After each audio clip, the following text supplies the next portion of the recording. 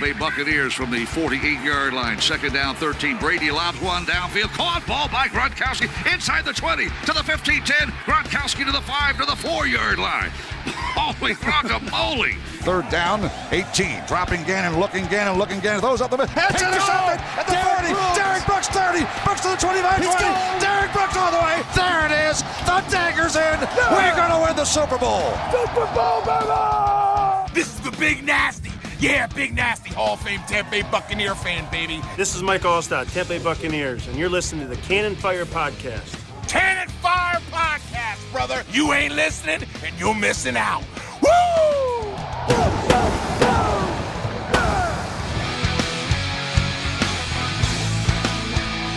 It is like the second time in 2 weeks that I tell everybody we're about to record, let's get this podcast rolling, and then the guest just gets up and walks away.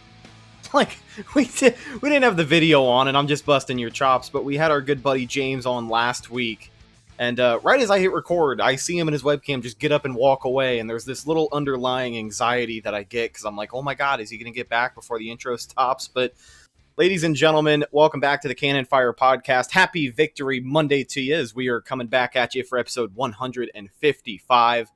The comeback was conquered by the Tampa Bay Buccaneers. They topple Atlanta 31-27.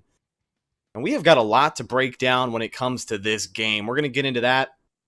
We're going to talk about the updated playoff picture. The Buccaneers can no longer clinch on Christmas Day. We'll give you the details on that. And we've also got to address this slow start, which put the Buccaneers in the hole that they found themselves in come halftime. But let's just start from the top. Welcome back. I am your host, as always, Rhett Matthew, joined alongside me, my good buddy and co-host, the Philly Bucs fan himself, Mr. Evan Wanish, a guy who has not gotten up and walked away from this show just yet. Not sure how long it'll take you to get there, but welcome back. How are you doing, Evan? Good. I haven't walked away yet. You haven't made me that angry yet to where I would have to walk away, but... yeah, it's all good. I think, the pre-show and stuff, that's your last chance to gather your thoughts, make sure you're all good and stuff. So, I mean, you know what? Now, next time I definitely am walking away, and I'm not coming back for the intro, too. I'll come back like midway through the show. Well, I'm glad he did come back in time for the show, but our very special guest, a guy returning, he's been with us a couple of times before, from Pewter Report, Matt Matera. Matt, happy Monday to you. Same to you guys. I apologize. I was not trying to worry you or anything. I'm not trying to make a statement. I just went to go get a glass of water. So, Well, I'd rather have you hydrated. Get going on this podcast. Let's do it. So, we've got a lot to talk about from Sunday's game. I wanted to talk about the playoff picture first and foremost because that's what it seems like everybody's asking about the most. So, with some things happening, the Bucs win. The Vikings did not beat the Bears, so the Bucs were not able to clinch yesterday because I think they needed a tie in that game, which was pretty damn unlikely. But Evan, what does this new playoff scenario look like for Tampa Bay after their win? Yeah, so obviously the Bucs did their part. They won, but unfortunately the Vikings did not beat the Bears. So therefore, the Saints beating the Vikings on Christmas night, if that would happen, it doesn't really matter. The Bucs can't mathematically clinch on that game if the Saints were to beat the Vikings. All that would do is basically mean that the Bucs can no longer win the division, which the Saints have lost 2 straight now. So technically, they could still do it, but the Saints play the Vikings and the Panthers, so I don't think that's likely. I don't think I'm losing either one of those games. So. A path to the playoffs is pretty simple. If the Bucs beat the Lions on Sunday, they clinch. If they lose, and I believe if the Bears lose, they would still clinch. So I think, but the Bears play the Jaguars, so I don't think you can count on them losing that game. But it's simple. If the Bucs win, it doesn't matter really what else happens. The Bucs will clinch, and then you're looking at maybe a 5th seed, which we'll get into it. The Rams losing to the Jets, that really helped out the Bucs' chances for the 5th seed now because if the Rams finish 11-5, which would be the same record as the Bucs, if the Bucs would win out, the Rams would end up actually winning the NFC West. So that would put them in one of the top 4 seeds, and the Bucs would own the tiebreaker over Seattle. So that would put them in the 5th seed. So right now it's pretty simple. If the Bucs win, they clinch. They don't need anybody else's help if they take care of their own business. But if they wouldn't, then they would need probably a Chicago loss, I think, to officially clinch. Now, while we're coming off of the reels of it, Matt, I wanted to ask you: Are you a betting guy? Did you happen to make any money this weekend? Yeah, it's funny you mentioned that because I have a weekly post on PeterReport.com called "Betting the Bucs," where I take a look at the line and the over/under for the Bucs game, and I give my analysis and tell you what what to pick for that game. Then I also make some picks around the league as well. So yes, I did win some money this week, and I am.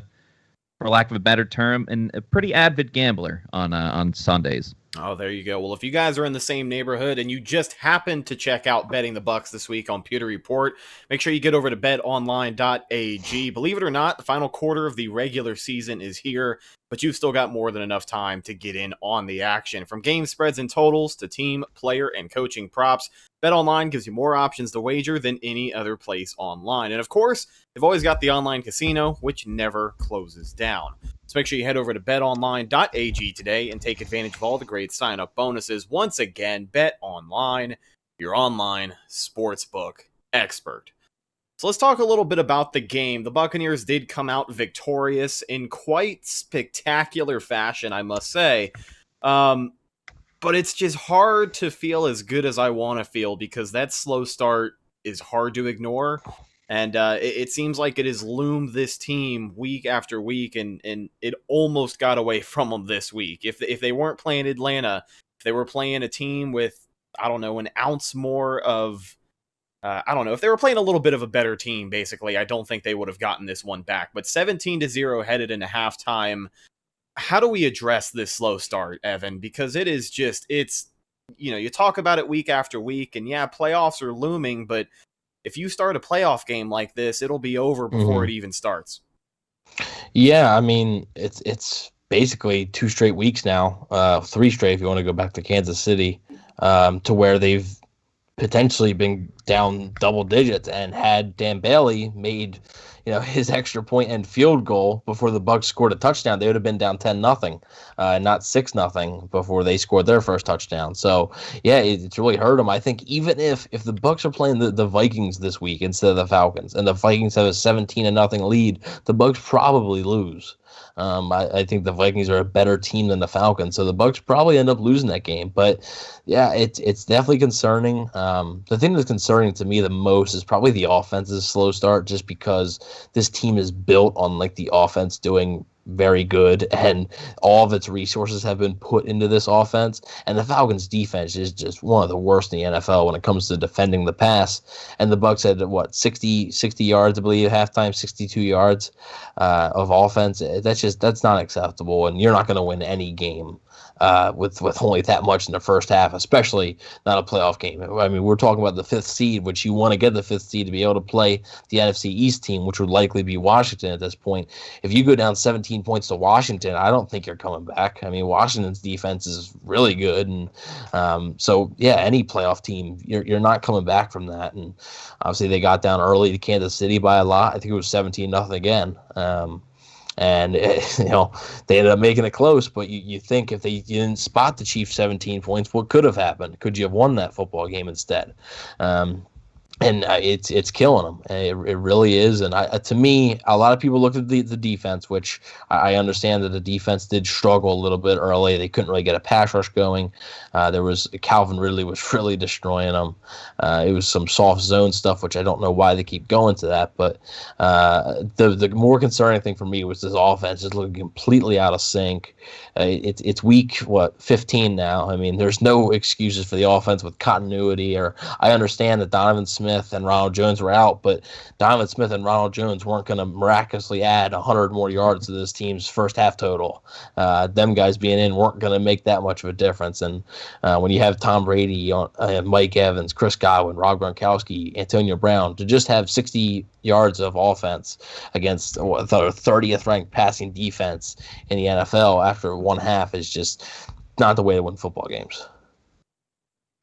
Yeah, I think it's frustrating that the slow starts are happening on both sides of the ball. Like if the offense was starting out slow and the defense could go and kind of pick them up a little bit, keep them in the game, that would be great. But it's not happening. And you covered a lot there, but you just talked about the past couple of games. I mean, if you go back to the last 5 games, the Bucs have been outscored by a ton in the first quarter. I believe it's like 51-7 or 59-7. They're just getting completely behind the 8 ball to start these games out. I think what really is the issue for the offense, and I agree with what you said. I mean, at what point is enough with we need to get on the same page. Like, the Bucs aren't the only team that had to have a shortened offseason. Every single team in the NFL had to deal with this. And other teams like the Colts had a new quarterback coming into a new system, and the Colts seem to have figured things out a little bit easier than the Bucs have in the offensive side of the ball. I think the key really is first down for the Bucs. They are not executing on first down, and that's really putting their offense at a disadvantage where you're getting these second and third and longs. I know Byron Leftwich has been getting a ton of criticism, and a lot of it he deserves. I just feel the issue with the offense, at least in the first half, is that and I've said this before on other podcasts, the offense is really just, it's like they're trying to put a square peg into a round hole. Everything that they're asked to do in this offense requires absolute 100% precision, and it's a high degree of difficulty. But that doesn't always necessarily have to be the case. A lot of times on 3rd and 1, 3rd and 2, they'll go and run an exotic pass play when it's like, just run the ball up the middle. You saw it and they were terrible on 3rd down in the first half in the win over Atlanta. One of the runs that they did convert, though, was a pitch to the outside with Leonard Fournette. There's no continuity. There's a lot of things that aren't going right. And then on the defensive side of the ball, you mentioned it, Evan, the soft zone is just extremely frustrating because they are making pedestrian quarterbacks look like all pros. They made Kirk Cousins look very good. Matt Ryan struggled the week before, and he was on fire in this game. I mean, you go back to the Saints game when they lost at home, Drew Brees could not throw the ball more than like 5 yards down the field. You would think they would play press man, but no, they let Drew Brees completely live in his element. I think that's the huge issue, is that these cornerbacks for the Bucs are built to play press man. I understand you study an offense and you go and see what they're all about, and you dial up your plays that way. But I think, at the end of the day, you can't react to what another team is doing. You got to be proactive and just do what you do best. The Bucs are at their best when they're playing press man and they're up at the line of scrimmage and they're sending Devin White up the middle, or they're dialing up exotic blitzes. 3 sacks on Sunday, by the way, just to throw this in there. 3 sacks, none of them from the pass rush. It was all Devin White on the blitz. So I wrote the most disappointing this week for Peter Report, and I put the Bucs 4-man pass rush on the list because Matt Ryan had all day to throw in both halves. It wasn't just the first half. He had all day to throw, and until they started really sending the blitz, and Devin White got home. By the way, and I'll wrap it up soon, Devin White freaking loves playing in Atlanta, because last year when the Bucs won in Atlanta, he had 2 sacks. He had 3 sacks today. He's had 3 career multi-sack games, and 2 of them have come in Atlanta. So anytime Devin White's in Atlanta, things are going well for him. And just to wrap it up, the Bucs defense, when I watch them, it's almost like they're doing a Muhammad Ali rope-a-dope type of act, because they come out in the first half and they play this soft zone, and the offense is moving the ball down the field against them. And then they make the adjustments at halftime. They go more to man coverage, and they start getting to the quarterback. And it's you look at the numbers over the past couple of games, the Bucs defense plays very well in the second half. And I know they started out not great in the second half. Right after the Bucs scored, the Falcons went down and scored again. But I mean, they only allowed 10 points in the second half. So it's a rope-a-dope tactic, but they need to do it for 60 minutes, and that's something Bruce Arians talked about. Now, I wanted to get your 2 cents on something else Bruce Arians talked about today, and it was kind of addressing the slow start that we've seen from Tampa Bay, but his quote was this: the early game struggles, they come from execution, not the scripting. So for a lot of people who want to look at the coaches and kind of finger point blame that way, what do you make of this comment? Because, obviously you've seen very drastic responses on both sides of the spectrum here, but Bruce Arians saying that it's just straight up execution. Do you agree?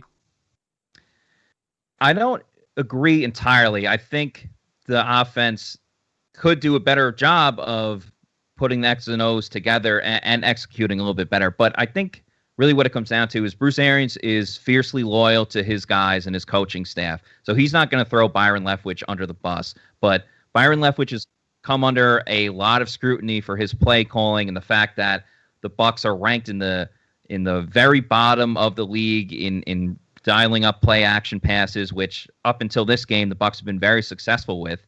And you saw it in the second half. The Bucs started passing the ball more and started really finding their groove. So I think they could simple things down a little bit more for the offense. There's a little bit involved with the execution for sure, but I think the play calling would be a big part of it as well.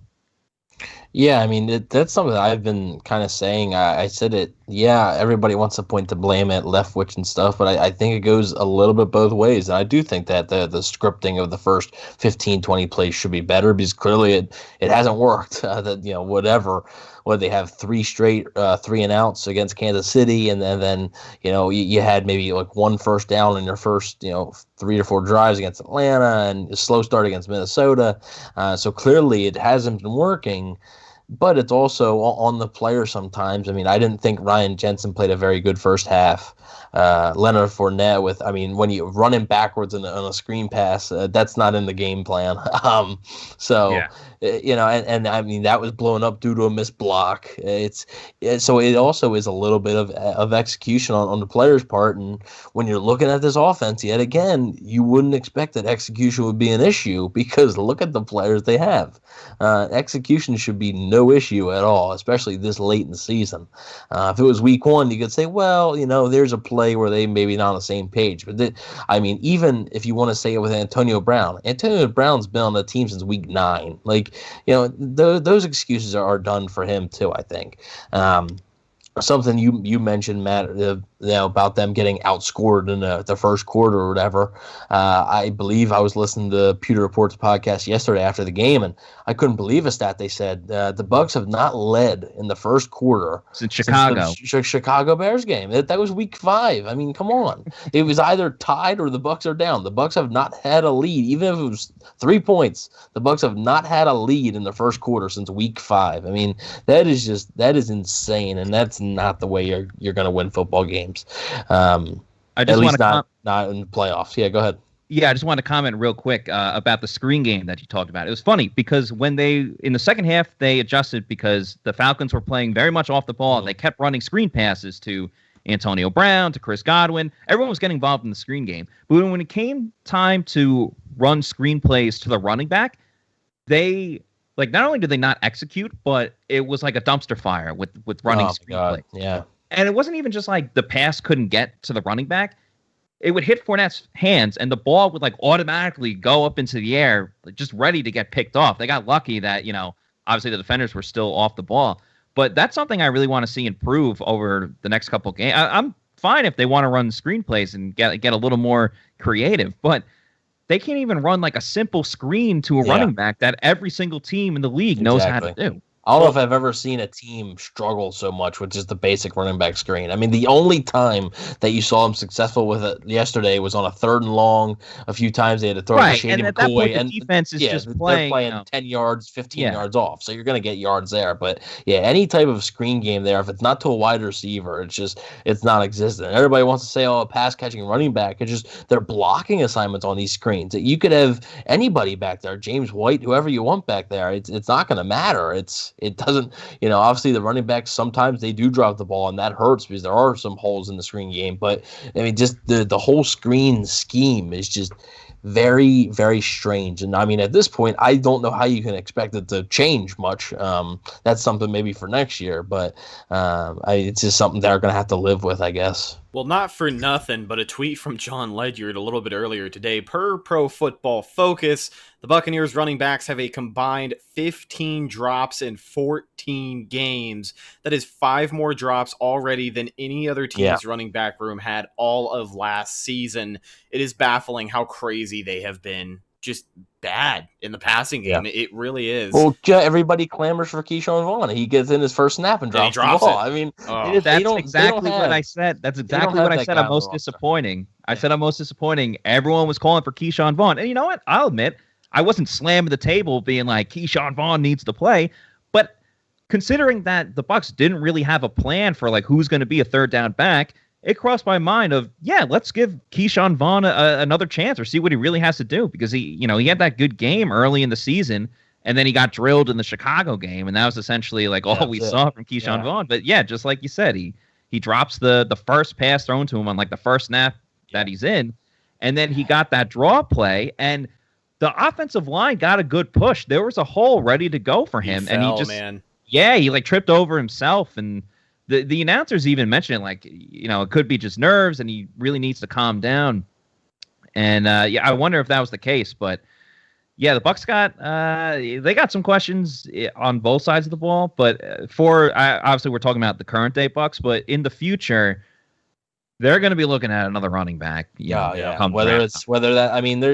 look at the free agent list, you see 3 former New England Patriot running backs that have been Tom Brady's favorite: James White, Rex Burkhead, and Deion Lewis. All of them guys can catch the ball. I think the Bucs I'm not saying they'll get one of them, but I think they might inquire about one of them this offseason, at least one of them, if not all 3, and just put out a feeler there and say, hey, you want to come and compete.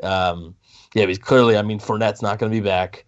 McCoy maybe, but I don't know how you can rely on him. I would doubt he's back, but he has a better chance than Fournette, I think. And Vaughn will be back, but I just don't know how you can have any confidence in him. So, and then Jones in the passing game is still bad. So, he's a first and second down guy. But Rhett and Matt, we're talking here like they lost. This was a win. I was about to say, this is a victory Monday, right?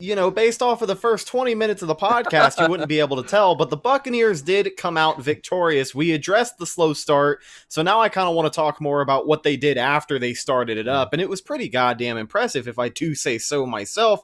So let's go over some of these individual performances. First thing first, Tb12 Tom Brady, 31 for 45, 390 yards, 2 touchdowns. Evan, what did you make of Brady's performance on Sunday?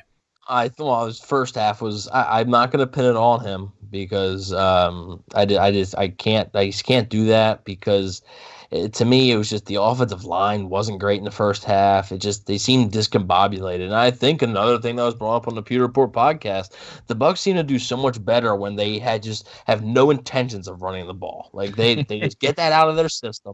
And they just do so much better because you knew that Tom Brady was he was going to pass that ball. Like that was. And especially in the second half when they were down multiple scores, that was a pass. Then they started sprinkling the play action a little bit more. I think headed into this game, we had talked on our game preview show. I was expecting a big passing day from Brady. I said 4 touchdowns. Maybe I had to eat crow a little bit, but I was definitely expecting him to rear back and throw 40 plus. Yeah, we said it. We were like, look, the Falcons' rush defense has been good this season, and their pass defense has been god-awful. So what do you think the Bucs are going to do? And I'm not sure if I said this on air or off the air, Rhett, but I remember I told you I thought it was going to be sort of like Brady in the Chargers game, and Brady had, 390 passing yards? I think it was, because I think it was before we had recorded. We were talking about the last, under 200 performance he had. So I said it was going to be a stat line similar to the Chargers game. So Tom Brady in this game was 31 of 45. In the Chargers game, he was 30 of 46. So I was pretty close there, and he had about 390 passing yards in this one. He had 369 passing yards in that one. But yeah, just a masterful job. In the second half, you knew once they got the ball at a certain point, like the Falcons had no shot. They were moving the ball at will. They were barely getting the third down as is. So just like you said, Matt, winning first down, getting 4 or 5 yards. You don't have to get it all, right? You don't have to just keep moving the chains consistently, but you got to be able to get 3, 4, or 5 yards on first down. That's a big key. And because you'd rather be in a 2nd and 1 situation, because then what is 2nd and 1 notoriously known for? That's when maybe you can take a shot down the field. Because if it doesn't work, then you got 3rd and 1, whatever. Which obviously we know this offense loves to do. So I think they really opened it up. I just thought, yeah, it was a masterful job by Brady in the second half. There's something about Atlanta that he thrives in and just loves to just destroy their souls. I'm not really sure. Give me 1 second. There's like construction going outside, and I don't want the noise to interfere with the podcast. So give me 2 seconds. I'll be right back. That's quality No content. problem. That's the stuff we're here for, man. The jackhammers and all that stuff. Yeah. But yeah, a really good day from Tom Brady and just this offense in the second half. Listen, I don't know if Matt follows my Twitter saga. I know you do, and we were talking about it. I don't want to say that the success of this offense has something to do with my Wingstop order of 10 hot and then a large seasoned fry. But for 2 weeks, are you working on Saturday? You gonna be available to get those wings? Or are they gonna just lose? I should be good. I'm off of work all weekend, so it'll definitely be happening again. But for 2 weeks in a row, something about this Buccaneers team wakes up whenever I get my chicken wings. And I was just telling Evan I'm so sorry, Matt. Glad to have you back. Almost called you Taylor Jenkins. It's happened before. But Matt, I was just telling Evan, I don't know if you follow my Twitter saga, but I did see that tweet. Yeah. 2 weeks in a row, the Buccaneers have been undefeated once I get my Wingstop by halftime. And it was right about when this team woke up is when the DoorDash guy knocked on my door. So coincidence? I don't know. Hey, I'm a big superstition guy, so only in I'm sports. all for doing whatever you need to do in order for your team to win. I agree. We were way too negative before, especially me, so that's on me. So to get back to the positives, running the ball is essentially overrated because all the Bucs do. I'm about to be negative again, but I promise it's for a little better. All the Bucs do on defense is commit to stopping the run, and then everyone's like, "All right, we're just not going to run the ball at all, and we're just going to slice and dice you in the passing game." You go back to the Minnesota game. Minnesota had over 100 yards rushing, and I mean, a lot of it was missed field goals and things like that. And, they didn't put up a lot of points. So the Bucs don't need to run in order to win. What they did in the second half was they fed Mike Evans. And I think that was really the key to winning that game is they fed Mike Evans. I know he's had an up and down year and he's been battling with injuries, but when he gets involved, this offense is just so good. And I think overall, the three big playmakers for this team, Godwin, Antonio Brown, and Mike Evans.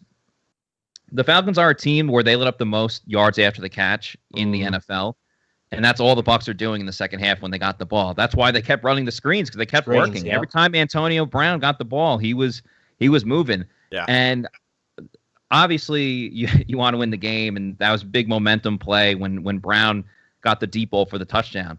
But I'm hoping that's going to really open up a window where something just clicks with this offense now that, hey, AB's going, everyone's going. Because, there's a little underline, almost similar in a way to Gronk. When Gronk started out the season slow, and everyone was like, oh, I don't know. I don't know if Gronk's the guy. I think, maybe he should have stayed retired. He's not doing it anymore. And then Gronk started heating up. Yeah.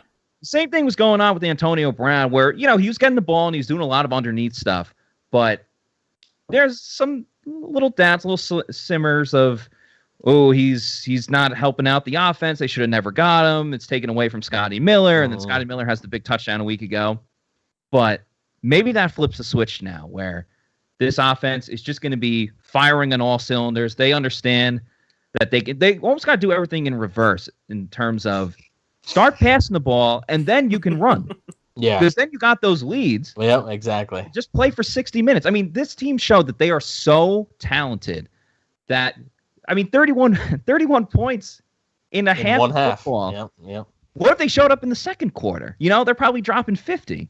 Mm-hmm. So I think this team showed that they have the talent to beat anyone. It's funny because we are like a season ago, it was like, this team's talented.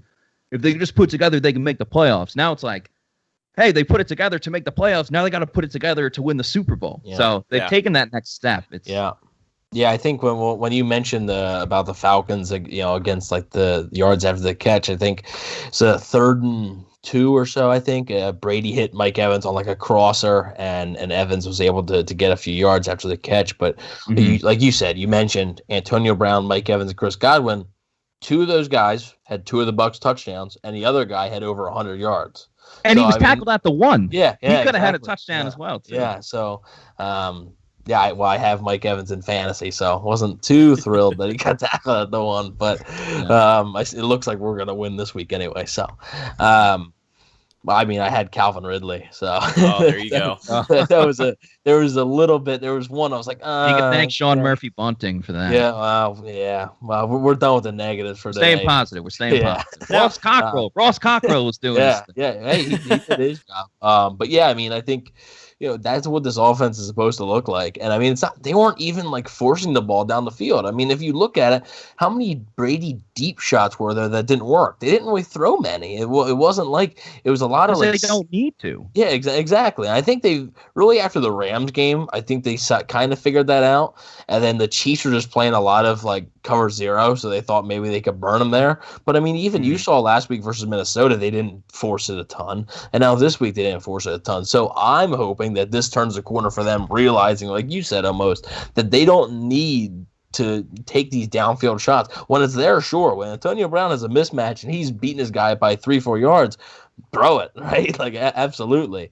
But it doesn't need to be on 3rd and 5. You don't need 30. You just need 5. So get the 5 and worry about it later. So I think this offense it reverted back to what it does best, and it didn't go back to what it hasn't done, like especially in that Rams game, because I think the Rams were really keying in on the deep ball, and that's all the Bucs seemed to want to do. Yeah. Now, the production from those receivers in the second half that we had just talked about, Mike Evans, 6 receptions, 110 yards. Antonio Brown, his biggest game as a Buccaneer, 5 receptions, 93 yards. That glorious 46-yard touchdown that he had to put the Buccaneers on top. Just a side note, I really do enjoy watching Antonio Brown play football. Something about him, whenever he gets the ball in his hands, I don't know if I've seen a receiver on a Bucs roster fight for extra yardage more than I have AB these last few games. They don't have a guy like Antonio Brown. Chris Godwin is not Antonio Brown. Mike Evans isn't Antonio Brown. Antonio Brown can create more once he has the ball in his hands. Yeah, those guys are just. Chris Godwin gets his yards after the catch by just breaking tackles,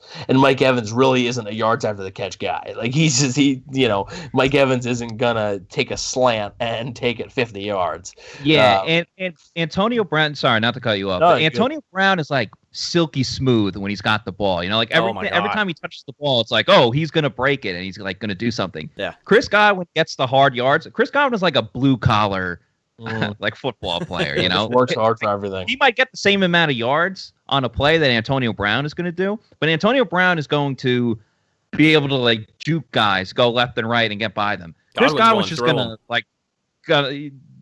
Chris Godwin's going to lower the shoulder and get the same amount of yards. It's going to look like it hurts. It's going to look like it hurts him to do it, but he's going to do it. I definitely think. But like you said, Rhett, we're not really talking about the person Antonio Brown here, but the football player Antonio Brown. You can tell why. Pittsburgh fans had so much joy with him, because it is exciting to watch him, because every time, just like you guys were saying, every time he touches the ball, it might go to the house. Like on some of those screens, I was like, oh, if he gets by that one dude, he might take it. And there's a few times I remember, even in the Minnesota game, he had a few. So, I wouldn't bet on him being back next year. So I would enjoy watching him these next 2 games for sure, and then possibly 3 or 4, hopefully 6, what would it be? Something like that extra. We'll see. But I do agree, he's a very, very exciting player. And just to kind of wrap up the productivity of the second half offense, when this Bucs offense is rolling, not only do you have the best to do it under center, you have got a plethora of weapons, which has been talked about to no end at this point. But some other stats: Cam Brate, 4 catches for 50+ yards. Chris Godwin, nice day. Yeah, Chris Godwin, 4 catches and a touchdown for him. Shady got 3 catches for 30+ yards. Gronk had 3 catches, and by the way, just another side note, Gronk, that one catch that he had where he basically, dude, this guy is unbelievable. real. I did not think he'd be playing at this level, at least this season. He's all the way back. Yeah, he's all the way back. And he drew that penalty in the end zone too. They were already only like a yard out. Yeah. But Yeah, well, I don't know. I don't know what that Falcons guy was thinking, because he almost ripped his jersey off. Yeah. Yeah. So, but you can tell it's Gronkowski, and the good thing is that if he wants to play football again, I don't think it's going to be anywhere else but Tampa. So that's good news for the Bucs. I think because there's an NFL team out there that would offer him some money. There definitely is, because he's proven that he can be. He's right now he's a top 10 tight end. He's playing like it. Maybe even top 5, you could argue, over these last 7-8 weeks. But he started off slow, but for a guy that hasn't played football in a year, I think he's playing very well. Yeah, and I don't know how murky this situation is still with the play calling, but I wanted to ask what you had thought of it, because an observation I made this week is no Ronald Jones. The run game wasn't going, but it didn't matter. Play action was working pretty well, it seemed like, this week, and we saw a lot of it. Matt, what did you make of the play calling this week, particularly in the second half when things kind of started rolling again?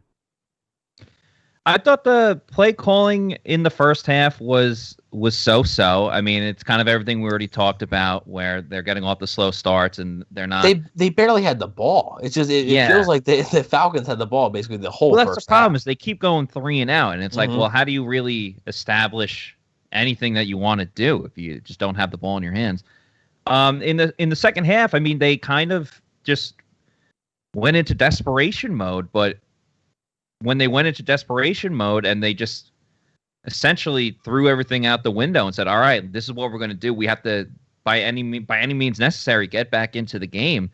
That's when it's like almost like when you don't think you play better in a sense of like, all right, then they started getting Antonio Brown the ball. Then they started getting Mike Evans the ball, and everything just started clicking a little bit Seems more so and more. simple. Yeah, that's essentially what they need to do, is keep it simple. Yeah, they just have such. We've said it 10 times already on this show. Their weapons are so good. Like Mike Evans will get his, Chris Godwin will get his, Antonio Brown will get his. Just don't make it more difficult than it has to be. And there's been games this year where they just have. The Giants game, I understand they didn't have Chris Godwin or Antonio Brown at that time, but the Giants game, they struggled. Obviously, the whole Saints game, I don't even know how you can bring that one up, but I think the Rams game at times, the start of the Chiefs game, they just seem to be making it so much harder than it needs to be. And just like you said, just keep it simple. If there's any Office fans out there, keep it simple, stupid. If there's anybody who'll get that reference, but I think that's what they need to do, and it needs to continue, because in Detroit you got to keep it going, just keep it on the roll and start getting some momentum heading towards the playoffs. Yeah. So I want to add on top of that. I want to find the stat first before I said it. So they actually did not do very well in play action this game. They went 3 for 12 on play action passes for 68 yards. Oh God, I said anything then. Well, yeah. So like when you said that, I was like, I remember seeing a stat that they didn't do that well. But here's the thing: if you keep running those play action passes, even if they didn't work, and as we said before, most of the time they are very successful. I think Brady's second in the league when it comes to completing play action passes and the number of yards. Just the fact that you're running those plays, it's going to keep the defense guessing, and it has to be on their toes, getting ready to react to a play. It's been proven that you don't have to have a successful running game to run play action and go at it. So I think that was actually, and again, some of it just came out of desperation, but that was a good sign that at least they kept going with it. And even though it didn't work, I'm willing to bet that down the road, if they keep running play action at least 10 times a game, more often than not, it's going to work in the Bucs' favor. Yeah. Yep. Yeah, I think, Rhett, I think we need to switch our attention, because it's like we mentioned a little bit, but not too much. The defense, it only allowed 10 points. So, you can't really come back if your defense if you keep trading touchdowns, because you're already up multiple scores. So your defense needs to step up, and the Bucs certainly did that. Yeah, absolutely. And as we kind of wrap things up here, there's one more question I wanted to go over. Seems like the $1 million question this week. I haven't looked at it lately, but I'm pretty sure the Bucs have like a 95+% chance to make the playoffs at this point with a win last Sunday, something in that neighborhood. But let's just look ahead a little bit, and I wanted to ask both of you, how does this team shape up for the playoffs? Because we've talked about it, there's a lot that they just simply can't get away with anymore. You can't get away with digging yourself into a 17-0 hole by halftime, because most of the time, the team that you're playing in the playoffs isn't going to let you come back unless you're Kansas City, which the Buccaneers have proven this season that they are not. So, Evan, I wanted to get your 2 cents first, but, the slow starts, the lack of chemistry on offense that people point at every single week, the slow start on defense, the soft zone, whatever it may be, what is the biggest hole on this team that you think needs to be fixed before the playoffs? It has to be the slow starts. It has to be. The defense, Vita Vea ain't walking through that door. He's not coming back. I think it's a huge part of their defense that they're missing, but he ain't coming back. Right? On offense, O.J. Howard, another vertical threat. He ain't walking through that door. So I mean, now Carlton Davis might be a little banged up. We don't know yet. We'll see.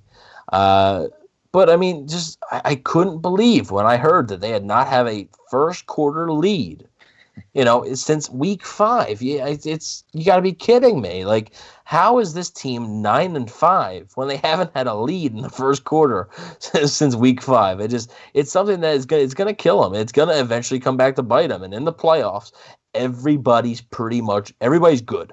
Okay. If you make the playoffs, you're good. Washington, yeah, their roster, like Tampa has the better roster and stuff, but they're playing some decent football right now. I mean, they lost to Seattle by 5. A lot of people think Seattle might be a Super Bowl contender. Their defense, I mean, Washington's defense is good. That front four is hard to ignore at this point. You know that, all you have to do to beat Tom Brady is pressure him, and that's a definitely more than capable group.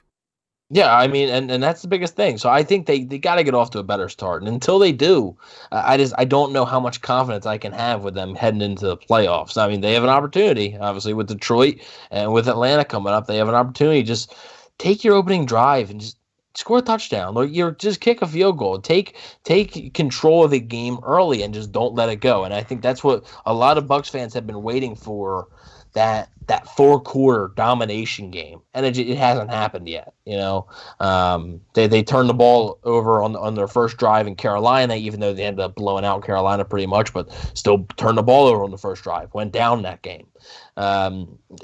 Even in their really good performances, they haven't played a full 4 quarters, and I think that's what a lot of fans are waiting for. So until they do that, I'm not sure if I can be overly confident. Washington, obviously, you want that matchup. That's a favorable matchup, but against anybody else, man, spotting Aaron Rodgers 17 points in a playoff game isn't something I want to be interested in. I think so. For the Bucs, they are so unpredictable, because I mean, for a team that is on the cusp of making the playoffs for the first time since 2007, they can look so abysmal like they did in the first quarter or first half, but then they could look like the closest thing to the undefeated Tom Brady Patriots that lost to the Giants in the Super Bowl. Mm-hmm. It's like the pendulum swings in such crazy directions. For if they get into the postseason, I'm saying if, it's very likely, everything is matchup based for them. I'll get to that in a second. But to answer the question, I think third down on both sides of the ball is a huge thing for this team. I mean, as we talked about before, they struggled on third down in the first half. In the second half, they didn't even really get to third downs. They were just moving the ball so well down the field. Defensively, it all comes down to, like, obviously getting the stop on third down, but it comes down to getting those stops by getting to the quarterback, because the Bucs were in a lot of situations where it was 3rd and 5, 3rd and 7, and they just could not get off the field. I mean, the first thing that pops into my mind was the first drive of the game when Devin White had a great game, but the dump off pass to Todd Gurley, and he just outslipped Devin White's arms, and he got the first down. But if the Bucs stop them and go 3 and out there, maybe the hot start happens. I'm a little concerned about the 4-man pass rush, because we do like when the Bucs bring the blitz, but if they have to bring it every single time, guys like Aaron Rodgers are they're going to pick that apart. The Bucs defense, though, and you can kind of go all the way back to the Green Bay game. When they have a lead, it's almost like they just go full cylinder. It's almost like in Black Panther when they make the suit for him, and like the suit gets stronger the more you hit it. That's almost like how the defense is. Like the more you give that defensive lead, the more they pin their ears back, and the more it's hunting season, as Bruce Arians likes to call it. I really like that comparison. Thank you. It's a pretty good one. But yeah, I really think third down is the key for both sides of the ball. When it comes to the playoffs, the Bucs are a very matchup-based oriented team. Yeah. Where I feel like Washington would give them a difficult time because don't play New Orleans and LA, I think, in your right. So that's what I was going to say, is because like a team such as the Rams, they'll construct their offense to beat the Bucs soft zone. So hopefully the Bucs would play press man. But like defensively, they know the Bucs wanted to go deep, so they just they had the safeties back, and then Jalen Ramsey can essentially do his thing. Where if the Bucs were to play someone like Seattle, or where the name of the game is going to be contained Russell Wilson, or if they play Green Bay again, who both teams they kind of have weaker defenses, not the best pass rush. That's a better matchup for the Bucs. So it's for the Bucs specifically. It's a very matchup based situation. Like, what if somehow the Cowboys win the division and the Bucs end up playing? I think the Cowboys are still mathematically have a shot. Yeah, technically they can. If I'm the Bucs, I would much rather play the Cowboys. I'd much rather play any team in the NFC East than Washington, just because that defensive front. The Giants. With Jalen Hurts, the Eagles are like a different team now. Yeah, I know, but I think the Eagles they're pretty much done with their loss to Arizona yesterday. But if you're talking like Dallas, New York, Washington would be at the bottom of that list of who I'd want to play. I would rank the Giants and the Washington. Probably. Yeah, but the team like Seattle, what's Seattle's issue all year? Lack of pass rush. Their best pass rusher is Jamal Adams. Yeah, it's kind of crazy that way. But yeah, that's why like Chicago, that's why they lost to Chicago. They couldn't protect Tom Brady. Chicago's not better than the Bucs. Like they're not.